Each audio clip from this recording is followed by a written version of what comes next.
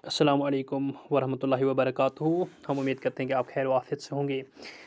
इस वक़्त हमने ये एक और ऑर्डर देखा है कि जो वेटिंग लिस्ट के रिलेटेड है, लेकिन क्लास 4 तक, क्योंकि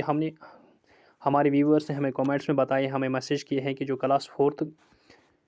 का जो ऑर्डर आया है उसको उसकी एक्सप्लेनेशन के लिए उन्होंने कहा है कि इस वीडियो में हम इस क्लास 4 के वेटिंग लिस्ट रिवाइवल को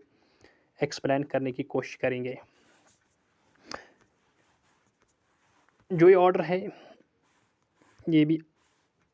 ये भी आज ही आया है, यानी 28 फरवरी 2024 को। इसमें जो इम्पोर्टेंट पॉइंट है वो हम इस पे बात करते हैं कि इसमें यानी जो क्लास 4 का जो वेटिंग लिस्ट है, इसमें इम्पोर्टेंट पॉइंट ये है कि इसमें जो भी चाहे वो डिस्ट्रिक्ट कैडर होंगे,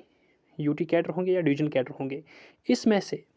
जो सिलेक्शन बोर्ड है उनको एथोराइज़ किया गया है कि जितने भी सिलेक्शन लिस्ट्स में कैंडिडेट्स हैं उतने ही बराबर वेटिंग लिस्ट के कैंडिडेट्स होंगे। यानी कि जितने सिलेक्शन लिस्ट में कैंडिडेट्स हैं, अगर सिलेक्शन लिस्ट में 100 कैंडिडेट्स हैं तो वेटिंग लिस्ट भी जो next in order of merit होंगे 100 कैंडिडेट्स, उनका लिस्ट वेटिंग लिस्ट बनेगा। और एक और इम्पॉर्टेंट पॉइंट इसमें यह है कि जो वेटिंग लिस्ट क्लास 4 का है वो उसकी वैलिडिटी जो रहेगी वो 1 ईयर तक रहेगी, और अगर गवर्नमेंट चाहे तो वो उसे मज़ीद 6 मंथ्स को उसकी वैलिडिटी एक्सटेंड करेगी। और इसका मतलब है कि जो वेटिंग लिस्ट का की जो वैलिडिटी रहेगी वो टोटल कितनी रहेगी, 1 साल से लेकर 1.5 साल तक। और इसमें एक और इम्पॉर्टेंट पॉइंट ये है कि जो वैकेंसीज अनफिल्ड रहेगी due to the non joining of the candidates, यानी जो अनफिल्ड वैकेंसी रहेगी, अगर बच्चे उसको ज्वाइन नहीं करेंगे तो जो एडमिनिस्ट्रेटिव सेक्रेटरीज हैं डिपार्टमेंट्स के, उनको क्या करना है, या जो एडमिनिस्ट्रेटिव डिपार्टमेंट है उनको क्या करना है, उनको उन तमाम जो अनफिल्ड वैकेंसी रही है ड्यू टू नॉन ज्वाइनिंग, उन्हें उन का लिस्ट कंसोलिडेट करके जीएडी को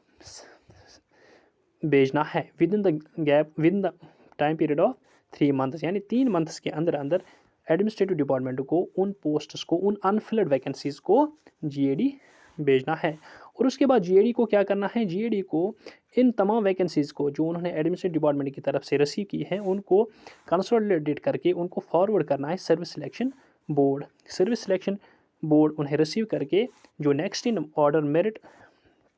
होंगे वेटिंग लिस्ट में, उनका एक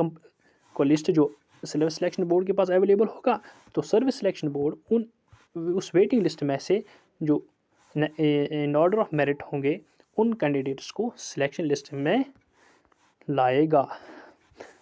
एक और इम्पॉर्टेंट पॉइंट इसमें ये है कि जो इस ऑर्डर की जो इम्प्लीमेंटेशन है, जो इसका इफ़ेक्ट होगा वो भी 26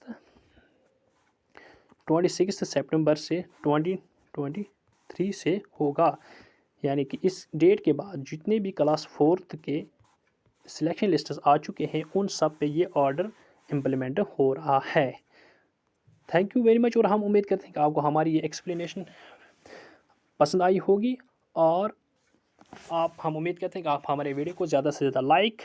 शेयर और हमारी चैनल को सब्सक्राइब करते रहेंगे। Thank you very much.